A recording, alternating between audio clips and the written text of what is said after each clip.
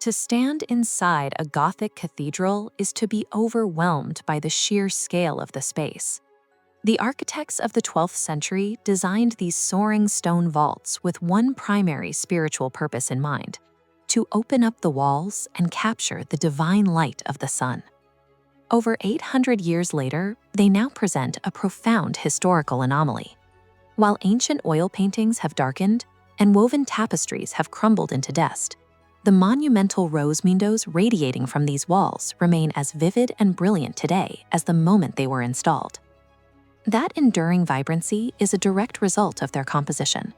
The master glaziers did not achieve these deep reds and glowing yellows using organic chemical dyes or surface paints. Instead, they infused the molten glass with solid transition metals like gold, silver, and copper. These metals exist as spherical metallic nanoparticles, measured in billionths of a meter and permanently suspended inside the solid glass matrix. This means the defining artistic achievement of the Middle Ages is built upon a material structure that modern science is only just beginning to fully decode. To understand how strange that is, look at the baseline knowledge of the 12th century. The leading physicians of the era treated diseases by balancing humors, and the natural philosophy of the time dictated that all matter in the universe was composed strictly of earth, air, fire, and water. The artisans tending the roaring furnaces lacked any formal mathematical vocabulary to describe exactly what they were doing. They had no concept of atomic theory, molecular structures, or the quantum mechanics of light. Yet, without any of that science, a pre-industrial civilization managed to consistently manufacture materials at a scale invisible to the human eye. The existence of these windows reveals a gap between what we can do and what we can explain, showing that technical mastery can exist long before a theoretical framework is built to support it. Following the collapse of Roman Mediterranean trade routes, European glassmakers moved inland to the dense forests. They mixed local silica sand with beechwood ash, melting this forest glass inside massive wood-fired clay crucibles that required constant physical labor to maintain. Creating deep blues using cobalt was relatively simple, but achieving a perfectly transparent, brilliant ruby red was the ultimate technical challenge for the medieval workshop, requiring chemical control that few could replicate. To pull colors from trace metals, craftsmen painstakingly manipulated the airflow inside the raging furnace. By starving the fire of oxygen, creating a reducing atmosphere, they forced metallic ions within the molten sand to precipitate into solid physical clusters. An exhaustive 12th century manual by the monk Theophilus Presbyter details the exact method.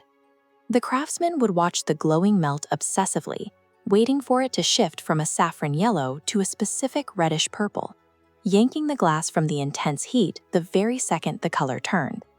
By locking on to that exact visual moment, they were halting the growth of metallic nanoparticles at the precise size required for them to interact with light. Deep inside that cooling liquid glass, the dispersed metallic atoms cluster together. Driven by thermodynamics, they lock into stable, crystalline spheres exactly 30 nanometers wide. This diagram illustrates the core physical mechanism that makes the glass glow, a process called localized surface plasmon resonance. When sunlight strikes one of those tiny gold spheres, the electromagnetic wave forces the particle's electron cloud to oscillate in perfect synchronization with the light, turning the gold into a microscopic optical antenna. As detailed on the right side of the diagram, when a particle is 30 nanometers wide, it absorbs the blue and green spectrums of the incoming white light. Only the longer ruby-red wavelengths survive to pass through the glass and reach the human eye. This illustration demonstrates how modern conservation chemists finally decoded the process. By firing high-energy X-rays from synchrotron particle accelerators, they mapped the exact distribution of gold and silver without destroying the historic glass. When this nanoscale structure was confirmed by microscopes, public fascination spiraled into a viral media myth. In 2008, headlines began claiming these artisans intentionally designed the glass to act as a solar-powered indoor air purifier. This diagram compares medieval glass to modern architectural glass to show why that rumor fails the laws of physics. Destroying airborne pollutants relies on photocatalysis, a mechanism that strictly requires the chemical pollutant to make direct physical contact with the metallic catalyst. Looking at the medieval glass structure on the left, The metallic particles are entirely encased deep within the dense, chemically inert silica. Because the air inside the cathedral can never physically touch the gold, no purification can occur. The glass was never an environmental scrubber. It was forged purely as an optical vault, designed to fuse light and matter together. This cross-section shows exactly why that vault succeeds where other art forms fail. While centuries of rain and industrial pollution form thick, decaying mineral crusts on the exterior surface, the pristine interior safely shields the noble metals from rusting or degrading.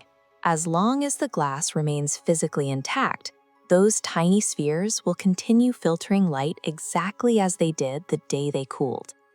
Today, the identical plasmonic physics driving those medieval colors are at the center of modern optical engineering. Instead of blind experimentation in a wood-fired kiln, modern scientists in sterile cleanrooms now place these gold nanoparticles with nanometer precision. They use them to build sensitive biomolecular sensors for early disease detection and to route information through advanced optical computer chips. The survival of these windows demonstrates that keen generational observation of the natural world can create outcomes that outpace the scientific understanding of their era, producing a beauty that remains as vivid today as it was 8 centuries ago.